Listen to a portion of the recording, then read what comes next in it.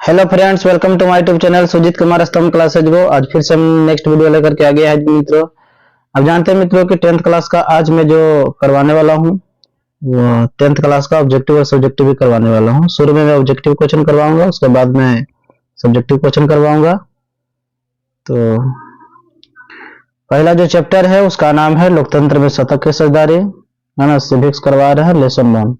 तो मैं चाह रहा हूं कि बोर्ड की एग्जाम की तैयारी आप शुरू से ही कर दे, अभी से ही कर दे, तो बाद में आपको दिक्कतों का सामना करना नहीं पड़ेगा, ठीक है। क्योंकि लास्ट के टाइम पर अगर हम लोग तैयारी करेंगे ना तो बहुत ही हौच पौच हो जाता है ना। तो इसलिए हम चाहते हैं कि शुरुआती दौर से ही तैयारी करें, ठीक है। और अभी विद्यार्थियों को जोड़ लीजिए, ठीक है। और आप लोग जो कमेंट कीजिएगा आंसर वो लाइव चैट में कीजिएगा। तो प्रत्येक जो हम क्लास करवाएंगे ना उसके लास्ट में एक सब्जेक्टिव क्वेश्चन रहेगा, ठीक है। प्रत्येक वीडियो का लास्ट में सब्जेक्टिव क्वेश्चन रहेगा, ठीक है ना, जो एग्जाम पॉइंट ऑफ व्यू से बहुत ही इंपॉर्टेंट रहेगा, ठीक है ना। अगर आप प्रत्येक वीडियो का अगर सब्जेक्टिव भी तैयार कर लेते हैं, ऑब्जेक्टिव भी तैयार कर लेते हैं, तो गारंटी है 200% की बिहार बोर्ड में इससे एक भी क्वेश्चन फालतू नहीं है, ठीक है ना। एक भी क्वेश्चन जो है फालतू नहीं आएगा। तो जो लोकतंत्र में शतक की साझेदारी है, देखिए सिविक्स लेसन 1, ठीक है। ये तो हम प्रत्येक चैप्टर का बहुत सारे क्वेश्चन करवा ही रहे हैं। लास्ट में मात्र हम 220-22 क्वेश्चन देते हैं, जिसे फर्स्ट और सेकंड दोनों सीटिंग में प्रत्येक वर्ष लड़ जाता है क्वेश्चन, और 40 गो क्वेश्चन जो है आराम से बच्चे बना ले जाते हैं, ठीक है ना।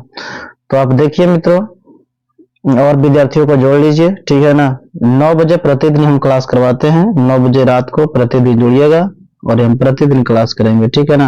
आप लोगों को अगर सपोर्ट रहा, प्यार रहा, तो हम प्रतिदिन एक क्लास करवाएंगे, ठीक है। तो बहुत ही बेहतरीन क्लास होने वाली है, क्योंकि ऑब्जेक्टिव ही आपकी होगी और हम आपको क्लास में पढ़ा दिया, ठीक है ना। क्लास में पढ़ा देंगे उसके। हेलो दोस्तों, हाँ देखिए फोन आ गया था जिसकी वजह से डिस्टर्बेंस हो गया था, ठीक है। अब हम मोबाइल जो है ना फ्लाइट मोड में कर दिए ताकि कोई दिक्कत परेशानियां नहीं हो, ठीक है।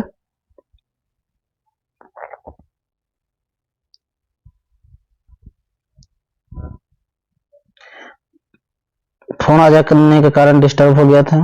तो हम क्या बोल रहे थे कि तो लेसन 1 का हम करवा रहे हैं क्वेश्चन।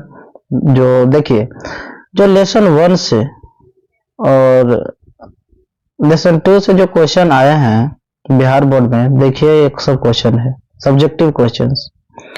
बिहार बोर्ड में पूछे गए प्रश्न है, सत्ता की साझेदारी का लोकतंत्र में क्या महत्व है। सत्ता में साझेदारी के अलग अलग तरीके क्या है, हालांकि ये दोनों दूसरा चैप्टर से है, ठीक है। लेकिन अब सत्ता की साझेदारी की बात है तो रख लिए। भारत में किस तरह जातिगत असमानताएं हैं, ठीक है ना, यहाँ भी दिक्कतें होती है। किस तरह से जातिगत असमानताएं हैं, ठीक है ना। कलम ले रहे हैं, तो ये देखिए कलम हो गया खत्म, ठीक है। हरा से कर दिया। तो देखिएगा, तो देखिए एक क्वेश्चन जो है, भारत में किस तरह जातिगत असमानताएं जारी है, भावी समाज में लोकतंत्र की जिम्मेदारी और उद्देश्य पर एक संक्षिप्त टिप्पणी लिखे, सांप्रदायिकता क्या है ना। ये सब क्वेश्चन आपको तैयार कर लेना है सब्जेक्टिव के लिए। धर्मनिरपेक्ष राज किसे कहते हैं, सामाजिक विभाजन से आप क्या समझते हैं, सांप्रदायिक सद्भाव को प्रोत्साहित करने के लिए आप क्या करेंगे। ये सब कुछ क्वेश्चन है। 9वां क्वेश्चन है, धर्मनिरपेक्षता की अवधारणा का उल्लेख कीजिए। तो इस तरह से लेसन 1 का पहले ऑब्जेक्टिव करवा देते हैं। वीडियो फिलहाल बने रहिए और हम आपको सब्जेक्टिव ही बतलाएंगे लास्ट में, ठीक है ना। प्रत्येक वीडियो में एक सब्जेक्टिव भी चलेगी, ठीक है। देखिए आज जो क्वेश्चन करवाने वाले हैं, देखिए क्वेश्चन बैंक में 100% सॉल्व जो लिखा गया है, chapter wise and topic wise question, Bihar विद्यालय परीक्षा समिति द्वारा आयोजित माध्यमिक शिक्षा ब्रिलियंट का है। तो जो बिहार बोर्ड में क्वेश्चन आया है ना, वो क्वेश्चन सबसे पहले करवा रहा हूँ पहला चैप्टर से, ठीक है। तो लेसन 1 से लोकतंत्र में सत्ता की साझेदारी, है ना। लोकतंत्र में सत्ता की साझेदारी चैप्टर है, और बतलाइए। क्वेश्चन है 1, क्षेत्रवाद की भावना के परिणाम क्या है। आप तैयार हो जाइए लैब चैट में आंसर देने के लिए। क्षेत्रवाद की भावना का एक परिणाम क्या है बतलाइए। जल्द से आंसर कमेंट करेंगे, आपके पास केवल 5 सेकंड का टाइम होगा, ठीक है। क्षेत्रवाद की भावना का एक परिणाम क्या है, अपने क्षेत्र से लगाओ, राष्ट्रहित, राष्ट्रीय एकता, अलगाववाद। हालांकि ये 5वां चैप्टर का क्वेश्चन है वैसे, ठीक है ना, लेकिन ये क्वेश्चन अगर इस किताब में इंक्लूड कर दिया है तब क्या किया जाए बता ही देते हैं। तो क्षेत्रवाद की जो भावना का कु मतलब खराब होता है, और रिजल्ट तो आप ही जान ही रहे हैं। तो जो खराब रिजल्ट होता है, खराब परिणाम होता है, वो अलगाववाद होता है। क्या होता है? अलगाववाद। तो पहला का डी ऑप्शन बिल्कुल सही जवाब है। 2017 में भी क्वेश्चन पूछा है, 2020 में भी ये क्वेश्चन पूछा है, ठीक है। अगला क्वेश्चन है, भारत में कहाँ महिलाओं के लिए आरक्षण की व्यवस्था है? दूसरा नंबर क्वेश्चन का आप लोग जवाब देंगे, भारत में कहाँ महिलाओं के लिए आरक्षण की व्यवस्था है? तो दूसरा क्वेश्चन है जो कि 2011 के एनुअल में, 2013 के, 2016 के एनुअल फर्स्ट सेटिंग, 2019 के एनुअल के फर्स्ट सेटिंग, ये सब क्वेश्चन पूछा है मित्रों। तो भारत में कहाँ महिलाओं के लिए आरक्षण की व्यवस्था है? आप बहुत ही बेहतरीन तरीके से जवाब दे पा रहे हैं, इसलिए जल्द से जल्द जवाब दीजिए मित्रों, ठीक है ना। आप आंसर कमेंट करें और आपको अपने आप आभास हो जाएगा जब हम आंसर बताएंगे कि कौन सा गलत है और कौन सा सही है।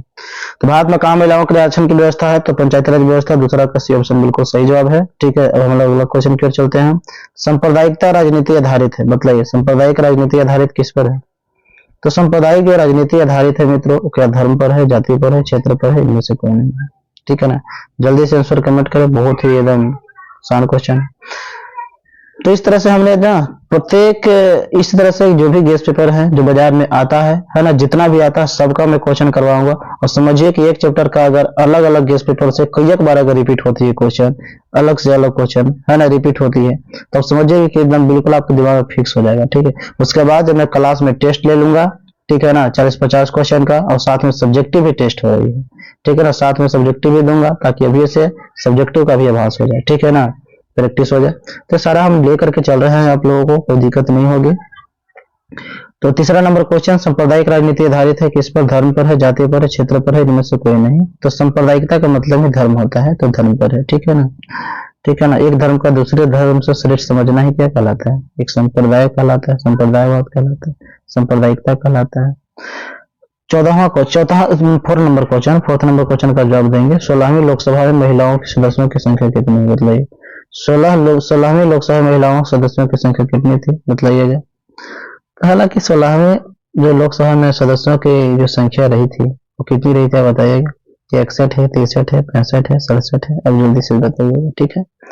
16वीं लोकसभा में जो महिला सदस्यों की संख्या थी, हालांकि कहीं 63 देती है, कहीं 65 देती है, लेकिन था 62 के लगभग, ठीक है ना, 62 लगभग था। मैं क्या बतलाऊं आपको, तो यहाँ पे आप टिक जो मार सकते हैं आप, तो कितना टिक मारना पड़ेगा, इसको कंफर्म करना पड़ेगा, ठीक है ना।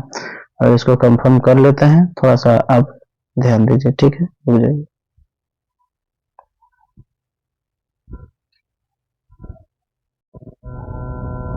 देखिए 16वीं जो लोकसभा चुनाव था उसमें महिला सदस्यों की संख्या कितनी थी? तो ये आप 61 मान सकते हैं, ठीक है ना, 62 के लगभग थी, लेकिन 61 ही कर लीजिए। 16वीं लोकसभा में महिला सदस्यों की संख्या कितनी है? तो 61 है, ठीक है ना। तो चौथा का 4 का ए ऑप्शन बिल्कुल सही जवाब है, ठीक। 5वां नंबर क्वेश्चन, निम्नलिखित व्यक्तियों में कौन लोकतंत्र में रंगभेद की विरोधी नहीं थे? इसका सही जवाब दीजिए। देखिए 2013 में क्वेश्चन पूछा है, 2017 में पूछा है, 2018 में पूछा है, 2018 का पटमेंटल एजुकेशन। तो इस तरह से इतना बार क्वेश्चन पूछा है, इसलिए जल्दी से आप लोग जवाब दीजिए मित्रों, 5वां कौन सा सही उत्तर है? तो निम्नलिखित व्यक्तियों में कौन लोकतंत्र में रंगभेद के विरोधी नहीं थे? तो इसका सही जवाब है जेडी गुड्डी है, ठीक है ना। मार्टिन लूथर किंग जूनियर रंगभेद के विरोधी, महात्मा गांधी भी थे, टॉमी स्मिथ भी थे, जॉन कॉर्नस भी थे, नॉर्मन पीटल थे, नेल्सन मंडेला थे, ये सब थे रंगभेद के विरोधी। लेकिन जेड गुड्डी जो थे ना वो रंगभेद के विरोधी नहीं थी, रंगभेद के विरोधी नहीं थे। अगला क्वेश्चन देखिएगा, 6ठा नंबर क्वेश्चन, 6 नंबर क्वेश्चन देखिए, सांप्रदायिक राजनीति किस पर आधारित है? तो सांप्रदायिक राजनीति जो है ना मित्रों, वो एक धर्म दूसरे धर्म से श्रेष्ठ है। विभिन्न धर्मों के लोग समान नागरिक के रूप में खुशी खुशी साथ रहते हैं, या एक धर्म के ना एक समुदाय बनाते हैं, या फिर एक धार्मिक समूह के प्रमुखता अन्य सभी धर्मों पर कायम रखने में शासन के शक्ति का प्रयोग नहीं किया जा सकता। तो जैसे यहाँ पे टिक शायद मरा गया है गलती से, तो इसका सही जो जवाब हो जाएगा मित्रों, इसका जो सही जवाब है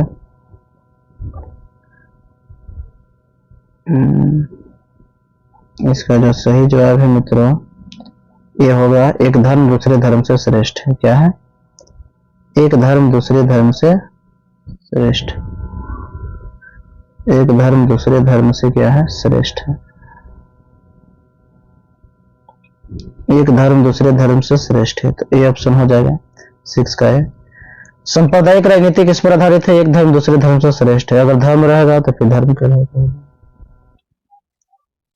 अगला क्वेश्चन है, जब हम लैंगिक विभाजन की बात करते हैं तो हमारा अभिप्राय होता है। तो जब हम लैंगिक विभाजन की बात करते हैं तो हमारा अभिप्राय होता है स्त्री और पुरुष के बीच जैविक अंतर, समाज द्वारा स्त्री और पुरुषों को दी गई असमान भूमिकाएं, बालक और बालिकाओं की संख्या का अनुपात, लोकतांत्रिक व्यवस्था में महिलाओं को मतदान का अधिकार न मिलना। तो लोकतांत्रिक व्यवस्था में महिलाओं को मतदान का अधिकार न मिलना। 7वां का जो सही उत्तर होगा मित्रों, जब हम लैंगिक विभाजन की बात करते हैं तो हमारा मतलब होता है स्त्री और पुरुष के बीच जैविक अंतर। गलत बात है, ये तो सामान्य चीज भाई, स्त्री है तो अलग ही होगा, पुरुष होगा तो अलग होगा। लेकिन समाज द्वारा स्त्री और पुरुषों को दी गई जो असमान भूमिकाएं हैं, यही जो है ना ये लैंगिक विभाजन का ना ये कारण बन जाती है। क्योंकि महिलाओं को आप देख ही रहे हैं कि समाज में कैसा माना जाता है, पुरुषों को क्या माना जाता है कि नहीं। तो इस तरह की बातें हैं। तो 7वां क्वेश्चन हो गया। 8वां क्वेश्चन का जवाब देंगे, भारतीय संविधान के बारे में से कौन सा कथन सही है? यह धर्म के आधार भेदभाव की मनाही करता है, यह एक धर्म को राजकीय धर्म बनाता है, लोगों को कोई भी धर्म मानने की आजादी नहीं है, महिलाओं में मतदान के अधिकार का अभाव। मतलब तो भारतीय संविधान के बारे में से कौन सा कथन सही है? तो यह धर्म के आधार पर भेदभाव की मनाही करता है। ये भी तो बात सही है। एक धर्म को राजकीय धर्म बनाता है, ये बात गलत है भाई। लोग कोई भी धर्म मानने की आजादी नहीं है, ये तो बात गलत है। महिलाओं में मतदान का अधिकार का अभाव है, ये बात गलत है। तो ये ऑप्शन बिल्कुल सही जवाब है। भारतीय संविधान के बारे में से कौन सा कथन सही है? यह धर्म के आधार पर भेदभाव की मनाही करता है। ठीक है ना, जवाब आप देते रहिए, है ना, कमेंट में आप आंसर देते रहिए, देखिए किसका फास्ट चलता है। तो ये ऑप्शन बिल्कुल सही जवाब है 8वां का। अगला क्वेश्चन हम लोग देखते हैं। देखिए जो अगला क्वेश्चन है, बिहार पंचायती राज संस्थान महिलाओं के लिए कितनी सीटें आरक्षित है? मतलब बिहार पंचायती राज संस्थान महिलाओं के लिए कितनी सीटें आरक्षित है? तो बिहार पंचायती राज संस्थाओं महिलाओं के लिए कितनी सीटें आरक्षित है मित्रों?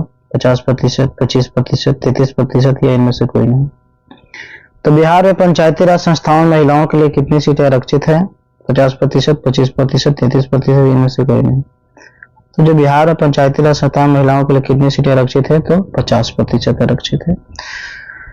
नीतीश सरकार ने ना 2006 ईस्वी में 33% बढ़ा करके 50% कर दिया था। उसके बाद केंद्र सरकार के द्वारा 2009 ईस्वी में 33% बढ़ा करके 50% कर दिया।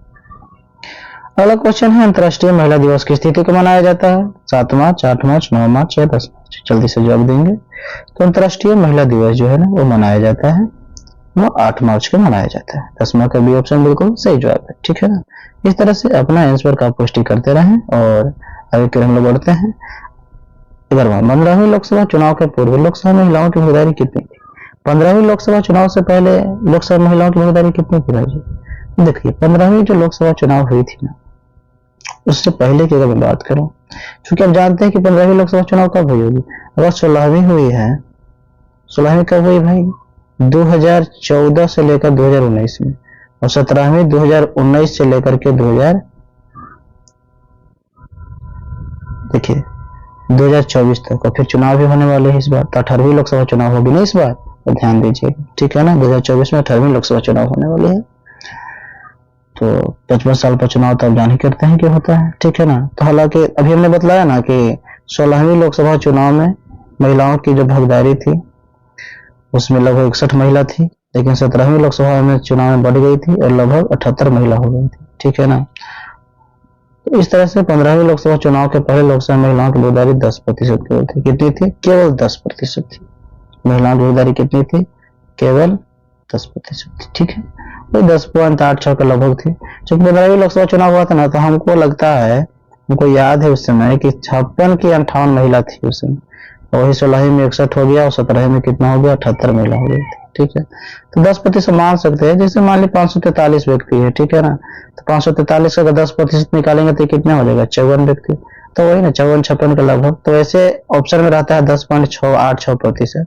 10% रहे चाहे 10.86% में रहे, आपको भी ठीक मिलेगा। ठीक है ना, तो 15वीं लोकसभा चुनाव के पूर्व लोकसभा महिलाओं की भागीदारी कितनी थी? 10% थी। कोई गलत हो गया। ठीक, 12वें क्वेश्चन का जवाब देना है। देखिए, तो बिहार बोर्ड में जो क्वेश्चन पूछा था पहला चैप्टर से, इतना क्वेश्चन पूछा था। ठीक है ना, तो अब जो है हम अगला गेस्ट पेपर से क्वेश्चन से करवा रहे हैं। देखिए, विद्यासागर से objective question and answer with honours, ये सब आप देख सकते हैं, इस किताब से आपको करवा रहे हैं। ठीक है,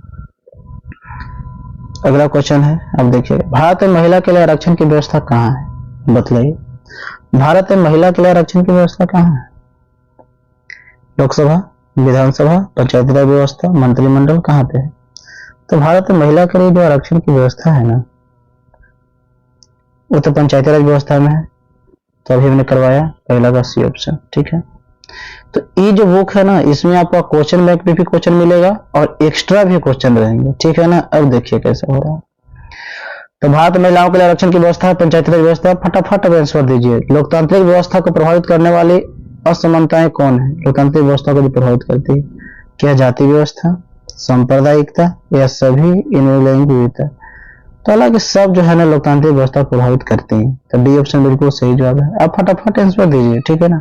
तीसरा क्वेश्चन का जवाब दीजिए ना आप, आपके पास तो 10 सेकंड टाइम बहुत बेला रहती है। भारत में जातिगत भेदभाव मिटाने हेतु किसने प्रयास किया? बदलाव, जातिगत भेदभाव मिटाने के लिए किसने प्रयास किया? तो भीमराव अम्बेडकर, रामास्वामी नायकर, ज्योतिबा फूले, यह सभी। तीसरा का डी ऑप्शन बिल्कुल सही जवाब होगा, है ना। सब लोग जो है ना प्रयास किए थे। चौथा क्वेश्चन का जवाब दीजिए ना। 15वीं लोकसभा चुनाव से पूर्व लोकसभा में महिलाओं की भागीदारी कितनी थी? तुरंत हमने कराया, 2012 में, 2020 में पूछा। तो ये ऑप्शन बिल्कुल सही जवाब है, 10% होगा, है कि नहीं। आप याद रखिए, 15वीं लोकसभा चुनाव में लगभग 10%, मतलब 56 या 58 के लगभग महिलाएं थी। फिर उसके बाद 16वीं लोकसभा चुनाव में 61 महिला हुई, और फिर 17वीं लोकसभा चुनाव में 78 महिला। देखिए 18वीं लोकसभा चुनाव में कितनी महिलाओं की भागीदारी होती है। अगला क्वेश्चन है, भारतीय जाति प्रथा का मूल आधार क्या है? भारतीय जाति प्रथा का मूल आधार क्या है? बतलाइएगा जल्दी से जल्दी आंसर दीजिए, जवाब दीजिए। भारतीय जाति प्रथा का मूल आधार क्या है? देखिए जन्म को माना जाता है ना, हमने आपको लिखवाई भी थी। भारतीय संसद में महिलाओं को कितना प्रतिशत आरक्षण देने की मांग की गई? तो बताइए, भारतीय संसद में महिलाओं को कितना प्रतिशत आरक्षण देने की मांग की गई? 20%, 33%, 33.2%, 50%? आप जवाब तो दीजिए ना।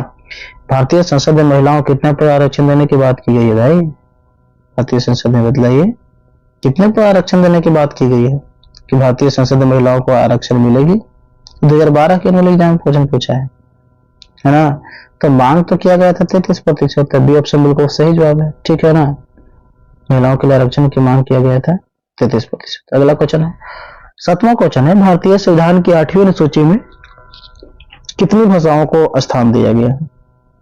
तो बतलाइए, भारतीय संविधान की 8वीं अनुसूची में कितनी भाषाओं का स्थान दिया गया? अब जानते हैं मित्रों कि भारतीय संविधान में कितनी अनुसूची है? 12 अनुसूची। जब भारत का संविधान बना था तो कितनी अनुसूची थी? 8 अनुसूची है। लेकिन बाद में 4 अनुसूची को जरूरत के अनुसार संविधान में संशोधन करके जोड़ा गया। टोटल अनुसूची की संख्या कितनी हो गई? 12 हो गई, ठीक है ना। जो 4 अनुसूची जोड़ा गया था, पहला था भूमि सुधार कानून, है ना, जो कि 1951 में जोड़ा गया था, पहला संविधान संशोधन करके। फिर उसके बाद फिर ना 9वां अनुसूची जोड़ा, उसके बाद फिर 10वां अनुसूची जोड़ा 1985 ईस्वी में। संविधान के क्रम संशोधन किया गया, इसके लिए 52वां संविधान संशोधन किया गया। इसके लिए कौन सा कानून जोड़ा गया? दल बदल कानून जोड़ा गया। किसने कौन चीज जोड़ा गया? दल बदल कानून जोड़ा गया, ठीक है। उसके बाद फिर 11वां अनुसूची के लिए पंचायती राज व्यवस्था, जो कि गांव देहात में ना मुखिया बनते हैं, वार्ड सदस्य सब ना, जिला परिषद बनते हैं, सरपंच, पंचायत समिति, वही 11वां अनुसूची जोड़ा गया था। और इसके लिए संविधान का 73वां संशोधन किया गया था 1992 ईस्वी से 93, है ना, 92-93 में किया गया। और इसी तरह से 74वां संशोधन हुआ 1992 से 93 में, ठीक है ना, और जिसके द्वारा नगर पालिका की व्यवस्था किया गया। नगर पालिका जो कि शहरों में होती है, नगर निगम, नगर परिषद, नगर पंचायत, है ना, ये सब चीज आपको हम पढ़ाएंगे, ये सब पढ़ना है आपको, है ना। दूसरा चैप्टर आपको पढ़ाने की कोशिश करेंगे। तो अगला क्वेश्चन देखिए मित्रों, भारतीय संविधान की 8वीं अनुसूची में कितनी भाषाओं का स्थान दिया गया है? तो जो 8वीं अनुसूची है ना, उसमें 22 भाषाओं का स्थान दिया गया। कितने भाषाओं का स्थान दिया गया है इसमें? शुरुआती में तो 14 भाषा थी, लेकिन धीरे धीरे बढ़ती जा रही थी। अगर आपको बोला जाए कि अगर मान लिया जाए कि अगला भाषा अगर हमको जोड़ना है, तो मतलब 21 अनुसूची में प्रभावित होगा, तो 8वीं अनुसूची प्रभावित होगी, है कि नहीं। तो भारतीय संविधान की 8वीं अनुसूची में कितनी भाषाओं का स्थान दिया गया है? 22 भाषा का स्थान दिया गया। आपको सीधे से प्रश्न पूछेगी, ज्यादा घुमाने की कोशिश नहीं करती है बिहार बोर्ड में, क्योंकि बिहार बोर्ड है ना यार, इसको पास करना ज्यादा रहता है, कंपटीशन थोड़ा कि फेल करना रहता है। अगला क्वेश्चन देखिए, 8वां क्वेश्चन, निम्नलिखित व्यक्तियों में कौन लोकतंत्र में रंगभेद के विरोधी नहीं है? बतलाइए, निम्नलिखित व्यक्तियों में कौन लोकतंत्र में रंगभेद के विरोधी नहीं है? अभी हमने क्वेश्चन करके आगे बढ़ा है, तो बताइए, Martin Luther King junior, Gandhi ji, Jade Goody, Thomas Smith and John Carlos कौन है? तो निम्नलिखित व्यक्तियों में कौन लोकतंत्र में रंगभेद के विरोधी नहीं थे? तो ये इसका सही जवाब क्या हो जाएगा मित्रों? टॉमी स्मिथ एंड जॉन कार्लिस भी थे, गांधी जी थे, मार्टिन लूथर किंग भी थे, लेकिन कौन नहीं थे? जेड गुडी नहीं थे। ठीक है ना। तो ब्रह्मभेद के विरोधी कौन नहीं थे? जेड गुडी नहीं थे। तो 8वां का सी ऑप्शन नहीं पूछा है इसलिए। भारत एक कैसा राज्य बतलाइए? भारत एक राज्य है, धर्मनिरपेक्ष राज्य है, धर्म सापेक्ष राज्य है, धार्मिक कट्टरता है, उदासीन है ना। जल्दी से आप लोग जवाब दीजिए मित्रों। ठीक है ना, आपके पास टाइम तो रेला है। बतलाइए बताइए बताइए। भारत एक धर्मनिरपेक्ष राज्य है। भारत एक धर्मनिरपेक्ष राज्य है। इधर आपको दिख रहा है हमारी लैब में जो स्टूडियो है, यहाँ पे बोर्ड भी है और स्टैंड भी है, सारा चीज है, माइक सारा व्यवस्था है, लेकिन बोर्ड का वीडियो नहीं बना पा रहा हूँ। ये सब लिखने में ना बहुत दिक्कत होती है। ठीक है ना। लेक्चर वाला वीडियो होगा कहीं भी बोर्ड पे बना दूंगा। ठीक है। ये हमारी लैब है, तो स्टडी रूम भी है, मैं इसी में रहता भी हूँ। और है ना, ये सब नक्शा है, आप देख सकते हैं, है ना, मैप है जिसको बोलते हैं, है ना, मैप है। ठीक है। इस ऊपरी छज्जा पर भी किताबें हैं, एक तरह की लाइब्रेरी भी है, बहुत सारी किताबें उधर भी है। देखिए, भारत एक डॉट डॉट राज्य है। कैसा है राज्य है? धर्मनिरपेक्ष राज्य है। ठीक है ना, धर्मनिरपेक्ष राज्य है। ये ऑप्शन बिल्कुल सही जा रहा है। भारत एक क्या है? धर्मनिरपेक्ष राज्य। 10वां नंबर क्वेश्चन का जवाब दीजिए मित्रों। 10वां नंबर क्वेश्चन, जब हम लैंगिक विभाजन की बात करते हैं तो हमारा अभिप्राय होता है, मतलब जब हम लैंगिक विभाजन की बात करते हैं ना तो हमारा मतलब होता है स्त्री और पुरुष के बीच जैविक अंतर, समान द्वारा स्त्री और पुरुषों को दी गई समान भूमिका, बालक बालिकाओं की संख्या का अनुपात, तुल्यकालिक व्यवस्था, महिलाओं को मतदान का अधिकार नहीं। तो जब हम लैंगिक विभाजन की बात करते हैं तो हमारा मतलब क्या होता है मित्रों? समाज द्वारा, देखो समान द्वारा लिख ले, ये दम बकलोल है ना, एकदम बकलोल हो रहे। समाज द्वारा स्त्री पुरुषों को दी गई समान भूमिका, ऐसा होना चाहिए ना। तो बी ऑप्शन सही हो जाएगा। ठीक है। 10वां का अगला क्वेश्चन चलते हैं। 11वां नंबर क्वेश्चन, नारीवादी आंदोलनकर्ताओं का विश्वास क्या है? मतलब लैंगिक समानता में है, लैंगिक विषमता में है, लिंग के आधार पर कार्य विभाजन पर है, उपयुक्त में से कोई नहीं। बताइए, नारीवादी आंदोलनकर्ताओं का विश्वास क्या है भाई? तो इसका सही उत्तर है लैंगिक समानता में। वो चाहते हैं वो लोग, नारीवादी लोगों की लैंगिक समानताएं हो, हम लोगों के साथ भेदभाव ना हो, यही ना चाहते होंगे, इसलिए ऑप्शन सही होना चाहिए। 12वां नंबर क्वेश्चन देख लीजिए ना आगे चल के। सरकार का कौन सा प्रकार सबसे अच्छा माना जाता है ना? सरकार का कौन सा प्रकार सबसे अच्छा? राजतंत्र, लोकतंत्र, इनमें से कोई नहीं, अधिनायक। बतलाइए, तो सरकार का कौन सा प्रकार सबसे अच्छा माना जाता है? तो इसके लिए ना लोकतंत्र जो है ना सबसे अच्छा माना जाता है। ठीक है ना। सरकार का कौन सा प्रकार सबसे अच्छा माना जाता है? लोकतंत्र को माना जाता है। ठीक है ना। 12वां का बी ऑप्शन। 13वां नंबर क्वेश्चन का आप लोग जवाब देंगे, सत्ता में सरदारी सही है क्योंकि? अरे सत्ता में सरदारी सही क्यों है? अब जल्द जवाब दीजिए, जल्द से जल्द जवाब दीजिए। यह विविधता को अपने में समेट लेती है, ऐसा भी तो होता है। देश की एकता को कमजोर करती है, ऐसा तो बात नहीं है भाई। फैसला लेने में देरी करती है, थोड़ा बहुत होती है, लेकिन जनता के हित की होती है। विभिन्न समुदायों के बीच टकराव कम करती है, ये बात हो जाती है भाई। लेकिन ये अक्सर सत्ता में सरदारी होता है ना तो विविधता को ना अपने में समेट लेती है, विभिन्न समुदायों के बीच ना टकराव कम करती है, भी हो सकती है। चाहे तो ऐसा होना चाहिए कि सत्ता में सरदारी सही है क्योंकि देश की एकता को कमजोर करती है, ऐसा रहता है कि सत्ता में सरदारी इसमें से कौन सा जो है ना सही नहीं है, ऐसा क्वेश्चन रहता तो और कितना अच्छा था। लेकिन अब इसमें दिया है ना तो हालांकि है तीनों सही। क्या है तीनों सही। देखिए, विविधता को अपने में समेट लेती है, फैसले लेने में देरी करती है, थोड़ा बहुत देरी होती है, सदा के बीच टकराव कम करती है। अब इसमें से भी जो सबसे बेस्ट है उसको चयन करने की कोशिश करना पड़ेगा। बताइए अब कौन सा सही उत्तर हो सकता है?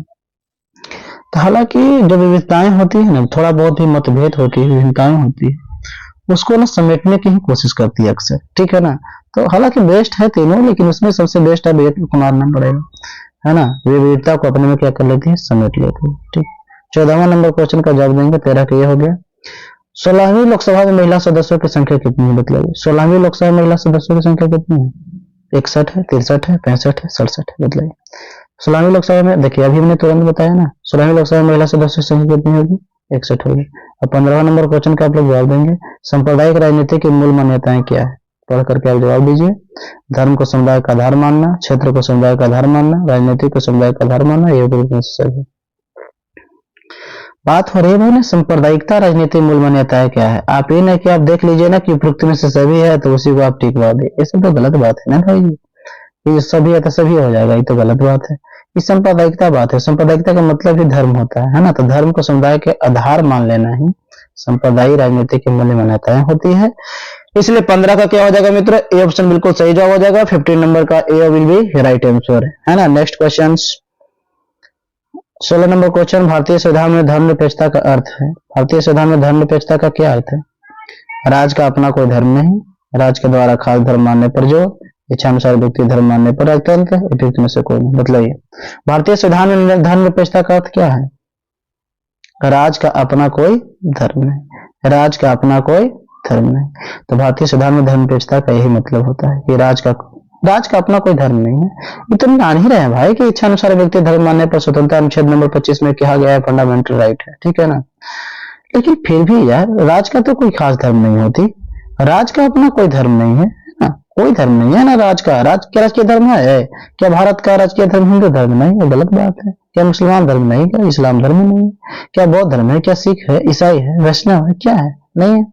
एकदम बिल्कुल धर्मनिरपेक्ष है भाई, धर्मनिरपेक्ष है। संविधान के 42वें संशोधन 1976 ईस्वी के द्वारा भारत को धर्मनिरपेक्ष राज्य घोषित किया गया था और समाजवादी राज्य घोषित किया गया था मित्रों, है ना। अगला क्वेश्चन है 17वां नंबर क्वेश्चन, कौन सम्मिलित नहीं है, ठीक है ना। देखिए कौन सम्मिलित नहीं है, पाकिस्तान, इस्लाम। अब देखिए अब सम्मिलित चेक करना है, चेक कीजिए जल्दी से। देखिए पाकिस्तान जो है ना यहाँ इस्लाम धर्म है, बिल्कुल सही। श्रीलंका का राजकीय धर्म क्या है, बौद्ध है, बिल्कुल सही। हिंदुस्तान का हिंदू धर्म है, यही गलत है, हिंदुस्तान धर्म निरपेक्ष है। इंग्लैंड का प्रोटेस्टेंट है, हो सकता है ना, बिल्कुल है। ईसाई धर्म को ही 2 भागों में बांटा गया, प्रोटेस्टेंट और कैथोलिक। तो प्रोटेस्टेंट है इंग्लैंड में, ठीक है ना। आयरलैंड के भी उत्तरी आयरलैंड लोग ना प्रोटेस्टेंट में सम्मिलित हुए थे ना, और दक्षिणी आयरलैंड के लोग जो थे क्या बोलते हैं कैथोलिक धर्म वाले मानने वाले बनते थे, वो नहीं मिलना चाहते थे इंग्लैंड में। हालांकि इन दोनों के विचारधारा को लेकर के भी आयरलैंड में क्या हुआ, मतभेद उत्पन्न हुआ, सामाजिक विभाजन का सामना करना पड़ा। 18वां नंबर क्वेश्चन का आप लोग जवाब देंगे, निम्नलिखित में भारत के लिए कौन सा कथन सही है, तो बतलाइएगा। निम्नलिखित में भारत के लिए कौन सा कथन सही है। यहाँ धार्मिक स्वतंत्रता का अभाव है क्या, यहाँ धर्म की प्रधानता है क्या, या धर्मनिरपेक्षता का सिद्धांत है क्या, या धार्मिक सौहार्द का अभाव, बताइए। निम्नलिखित में से भारत के लिए कौन सा कथन सही हो सकता है यार। यहाँ धार्मिक स्वतंत्रता का अभाव है, नहीं यार, भाव कैसे है यार, सबको धर्म को मानने की आजादी नहीं है, ये तो भाई गलत बात है यार। यहाँ धर्म की प्रधानता ना भाई, धर्म की प्रधानता कैसे है। यहाँ धर्मनिरपेक्षता का सिद्धांत, हाँ यार ये हो सकता है। यहाँ धार्मिक सौहार्द का अभाव, नहीं यार, धार्मिक सौहार्द का अभाव कैसे है, अभाव कैसे है यार। यहाँ धार्मिक सौहार्द है, सब लोग मिलजुल कर रहते हैं, सभी धर्म के लोग रहते हैं यहाँ पे, है ना। चूंकि धर्मनिरपेक्षता है भाई, यहाँ सभी धर्म के लोग रहते हैं, आप ऐसा कैसे बोल सकते हैं, है ना। हेलो, चलिए देखिए अगला क्वेश्चन 19वां नंबर क्वेश्चन देखिए, 15वीं लोकसभा में महिलाओं की भागीदारी कितनी थी, है ना। 15वीं लोकसभा में महिलाओं की भागीदारी बताइए कितनी थी। तो जो 15वीं लोकसभा में महिलाओं की भागीदारी थी वो कितनी थी, 10.86% थी, 12.2% या 13% या 24%। तभी मैंने बतलाया ना कि वहां पे कभी 10% देगा तो कभी 10.86% देगा। अभी हमने तुरंत बताया था जस्ट। तो अभी जो विद्यासागर वाला बुक में दिया है वो 10.86% दिया है, ठीक है ना, 10.86%। तो 90 का ए विल बी राइट आंसर, है ना। नेक्स्ट क्वेश्चन 20 क्वेश्चन नंबर है, सामाजिक विभाजन की उत्पत्ति का मुख्य कारण क्या है, बताइए। सामाजिक विभाजन की उत्पत्ति का मुख्य कारण क्या हो सकता है। क्या जाति हो सकती है, क्या क्षेत्र हो सकता है, या जन्म हो सकता है, इनमें से कोई नहीं। तो सामाजिक विभाजन की उत्पत्ति का जो मुख्य कारण है ना, तो सामाजिक विभाजन का ना उत्पत्ति का मुख्य कारण क्या हो सकता है, क्षेत्र, ये भी हो सकता है, जाति हो सकता है, जन्म हो सकता है, तो इनमें से सभी, लेकिन कोई नहीं दिया है। तो इसमें सबसे फेरा तो है ना जन्म का है भाई। जन्म लेगा तो किसी जाति में, जन्म लेगा तो कहीं ना कहीं जगह पे, तो मुख्य तो चीज जन्म ही हुई ना, इसलिए जन्म को माना जाता है। 20 का सी। 21वां नंबर क्वेश्चन, किस लोकसभा चुनाव में महिलाओं की भागीदारी का प्रतिशत अधिक हो गया है। तो जो भी लोकसभा का चुनाव जो लास्ट वाला हुआ है ना उसी में, तो 17वीं लोकसभा चुनाव में अधिक हो गया। अब 18वीं लोकसभा चुनाव होगा तो उसमें महिलाओं की संख्या अधिक हो जाएगी, है ना। महिलाएं की संख्या ना बढ़ती जा रही है धीरे धीरे, है ना, उनका भी बढ़ता जा रहा है ना। 21 नंबर क्वेश्चन, किस लोकसभा चुनाव महिलाओं की भागीदारी का, ये तो हो गया ना यार। 22 नंबर क्वेश्चन, अधिकारों और अवसरों के मामले में महिलाओं को विशेष आश्रय देना क्या कहलाता है? बतलाइए। अधिकारों और अवसरों के मामले में महिला को विशेष आश्रय देना क्या कहलाता है? सांप्रदायिक, नारीवादी कहलाएगा। सांप्रदायिक धर्म से संबंधित हो जाता है, धर्मनिरपेक्षता भी धर्म से संबंधित है। तो बी ऑप्शन सही है भाई जी। अधिकार और अवसरों के मामले में जो महिला को विशेष आश्रय देता है वो नारीवादी कहलाता है, क्योंकि नारी के विचार का संबंधित है, वो विचारधारा के है ना। 23वां नंबर क्वेश्चन का जवाब देंगे। भारतीय संविधान के बारे में से कौन सा कथन सही है? बताइए। भारतीय संविधान के बारे में इनमें से कौन सा कथन सही है? बताइए जल्दी से। भारतीय संविधान के बारे में से कौन सा कथन सही है? यह धर्म के आधार पर भेदभाव की मनाही करता है, यह एक धर्म को राजकीय धर्म मानता है, लोग को भी धर्म मानने की आजादी है, महिलाओं को मतदान के अधिकार का अभाव है। बताइए। तो भारतीय संविधान के बारे में से कौन सा कथन सही है? तो बतलाएंगे कौन सा कथन सही है भाई, आप ही ने बताइएगा, और कौन बता सकते हैं। तो भारतीय संविधान के बारे में से कौन सा कथन सही है? यह धर्म के आधार पर भेदभाव की मनाही करता है, यह धर्म के आधार पर भेदभाव की मनाही करता है, एक धर्म को राजकीय धर्म बनाता है, लोगों को भी धर्म मानने की आजादी है, महिलाओं को मतदान के अधिकार का अभाव है। तो भारतीय संविधान के बारे में से कौन सा कथन सही है? तो यह धर्म के आधार पर भेदभाव की मनाही करता है। चुनिए भाई चुनिए। भारतीय संविधान के बारे में इनमें से कौन सा कथन सही है? हमारे भारतीय संविधान के बारे में यह धर्म के आधार पर भेदभाव की मनाही करता है। हालांकि भारत ऐसा सोच रखती है कि भेदभाव न कीजिए, है कि नहीं? ठीक है, ये भी लगभग ठीक है।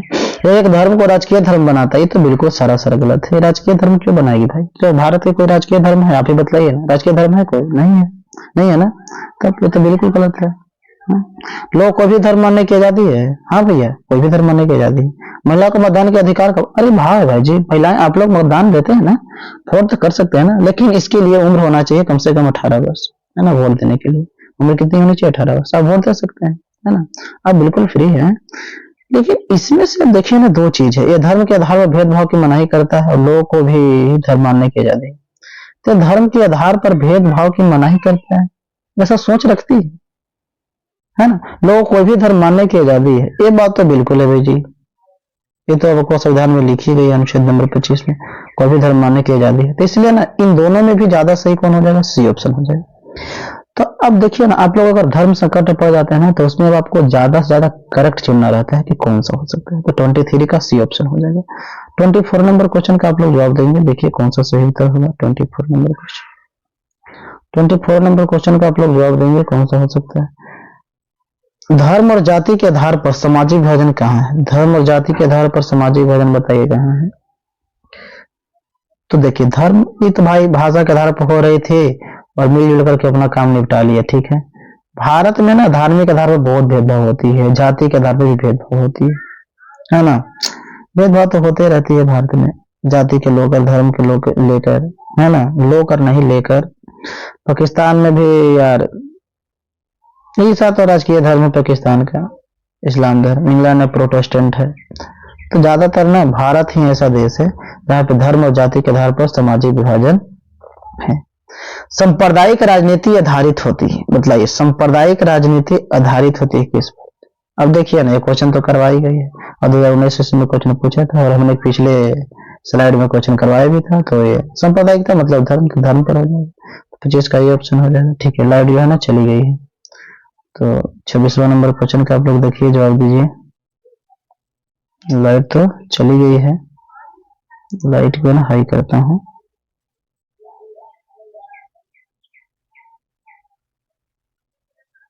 ठीक है, देखिए क्वेश्चन जो है, सांप्रदायिक राजनीति आधारित होती है धर्म पर, जाति पर, क्षेत्र पर, इनमें से कोई नहीं। धर्म पर, जाति पर, क्षेत्र पर, इनमें से कोई नहीं। तो सांप्रदायिक राजनीति जो आधारित होती है ना, वह होती है धर्म पर। अगला क्वेश्चन है 26वां नंबर, लोकतंत्र की सबसे अच्छी परिभाषा किसने दिया था, बताइए जल्दी, तो आपको मुंह पर याद होगा है ना, और कंठस्थ या उठस्थ होगा। लोकतंत्र की सबसे अच्छी परिभाषा किसने दिया था, अब्राहम लिंकन ने दिया था, अब्राहम लिंकन ने। लोकतंत्र का सबसे अच्छा परिभाषा दिया अब्राहम लिंकन ने, और वो परिभाषा क्या दिया बता सकते हैं, कमेंट में लिखना थोड़ा दिक्कत होगा। तो परिभाषा दिया उन्होंने कि लोकतंत्र जनता का, जनता के लिए और जनता द्वारा चलाया गया शासन है ना, लोकतंत्र जनता का, जनता के लिए और जनता द्वारा चलाया गया शासन है तंत्र। और ये अमेरिका के 16वें राष्ट्रपति थे। बेचारे बहुत मेहनत की, लेकिन ये फेलियर होते रहे, लेकिन हार नहीं माने। इन्होंने बिजनेस स्टार्ट किया, लेकिन उसमें भी घाटा लगा। इन्होंने सांसद की चुनाव लड़ा, हार गया, फिर सांसद के चुनाव लड़ा, हार गया, वाइस प्रेसिडेंट के चुनाव लड़ा, वो भी हार गया, वाइस प्रेसिडेंट का पुनः चुनाव लड़ा, हार गया, वाइस प्रेसिडेंट का पुनः चुनाव लड़ा, हार गया, लेकिन जब प्रेसिडेंट का चुनाव लड़ा उसमें जीत गए। 49 वर्ष की उम्र बेचारे जाकर के अमेरिका के राष्ट्रपति बने।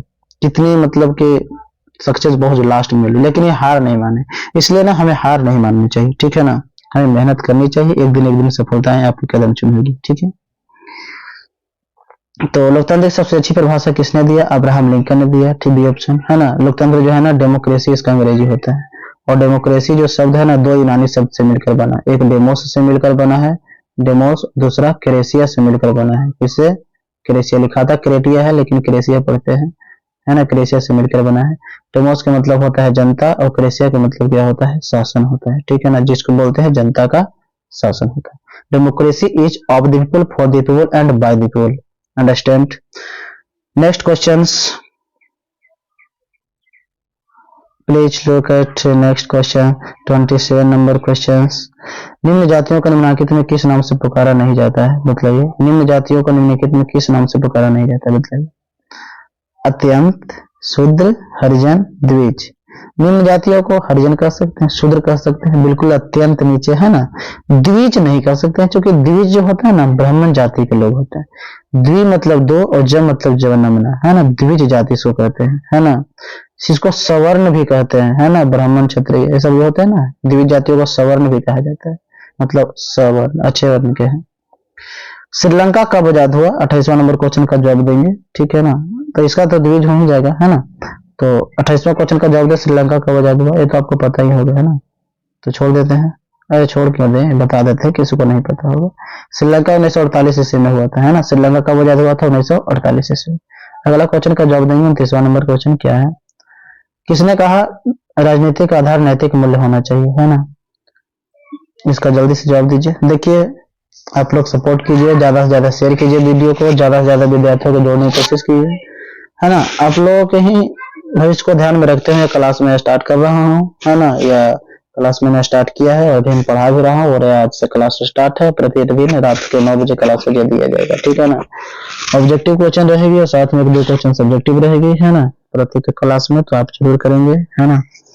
और सपोर्ट कीजिए ज्यादा से ज्यादा, आप जितना ही आप क्लास कीजिएगा आपको ही फायदा हो ही जाएगा, ठीक है ना। और ज्यादा से ज्यादा विद्यार्थी रहते हैं तो पढ़ाने में भी अच्छा लगता है ना, जुनून आती है कि हाँ भाई पढ़ रहे हैं, क्योंकि पढ़ने वाला तैयार रहता है ना, पढ़ाने वाला को मजा आता है।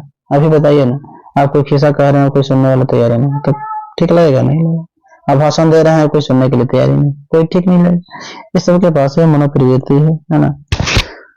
तो ज्यादा से ज्यादा मेहनत कर, देख रहे हैं इसके लिए पीडीएफ तैयार करना, है ना, पीडीएफ बनाना, है ना, इसके लिए बहुत मेहनत लगती है आपको, ठीक है ना। टाइम देना साधारण चीज नहीं होती है, ठीक है ना। टाइम न रहने की वजह से क्लास नहीं ले पाता है, ठीक है, लेकिन अभी फिलहाल मैं ले पा रहा हूँ। किसने कहा राजनीतिक आधार नैतिक मूल्य होना चाहिए, अम्बेडकर, महात्मा गांधी, जयप्रकाश नारायण, पेरियार। तो राजनीतिक आधार नैतिक मूल्य होना चाहिए तो महात्मा गांधी बोले थे। और महात्मा गांधी एक बात और बोले थे कि क्या बोलते हैं जी, राजनीतिक आधार नैतिक मूल्य होना चाहिए, महात्मा गांधी ने बोला था, क्या बोलते हैं, अच्छा ध्यान नहीं आ रहा है, आगे आएगा ना तो बोल देंगे। बहुसंख्यक सिद्धांत के कारण किस देश में गृह युद्ध हुआ, 30वां नंबर क्वेश्चन का जवाब दे। बहुसंख्यकवाद सिद्धांत के कारण किस देश में गृह युद्ध हुआ, फ्रांस में, श्रीलंका में, जर्मनी में, फ्लेमिश में, बताइए। बहुसंख्यकवाद सिद्धांत के कारण किस देश में गृह युद्ध हुआ, देखिए लाइट आ गया। फ्रांस, बहुसंख्यकवाद सिद्धांत के कारण किस देश में गृह युद्ध हुआ, फ्रांस, श्रीलंका, जर्मनी, फ्लेमिश। तो देखिए बहुसंख्यकवाद सिद्धांत के कारण जो है ना यार, आमतौर पर गृह युद्ध के मतलब तो समझता है, पहले हमको ये बतलाओ गृह युद्ध के मतलब क्या होता है, ठीक है ना। गृह युद्ध के मतलब बताओ क्या होता है गृह युद्ध के मतलब। गृह युद्ध के मतलब ना अपने ही देश में ना अपने शासकों के खिलाफ ना युद्ध कर देना, लड़ाई कर लेना। तो ये आमतौर पर ना श्रीलंका में हुआ था। कहाँ पे हुआ था? श्रीलंका में हुआ था। क्या बताएं, तीसरा का भी ऑप्शन बिल्कुल क्या हो जाएगा, सही जवाब हो जाएगा, ठीक है ना। अगला क्वेश्चन है 31वां नंबर क्वेश्चन, क्षेत्रवाद की भावना का कोई परिणाम नहीं है, बताइए क्षेत्रवाद की भावना का कोई परिणाम नहीं है, कौन है? कुपरिणाम मतलब खराब परिणाम नहीं, अपने क्षेत्र से लगाव अच्छा है भाई, राष्ट्र हित अच्छा है भाई, राष्ट्रीय एकता अच्छा है, अलगाव है, तब डी ऑप्शन बिल्कुल सही जाएगा।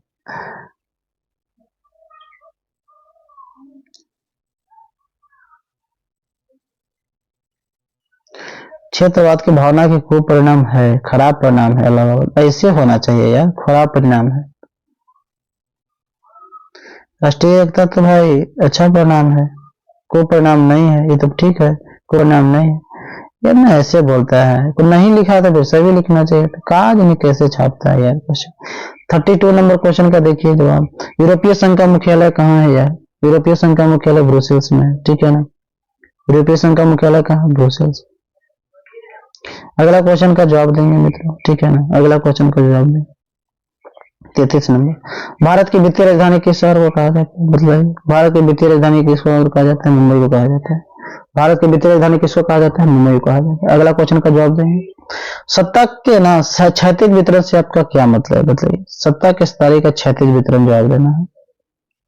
सत्ता का संघीय वितरण नहीं यार, सत्ता का अलगाव वितरण नहीं है, ये जो कार्यपालिका, व्यवस्थापिका और न्यायपालिका होती है ना, सत्ता का ना क्षैतिज वितरण होती है ना।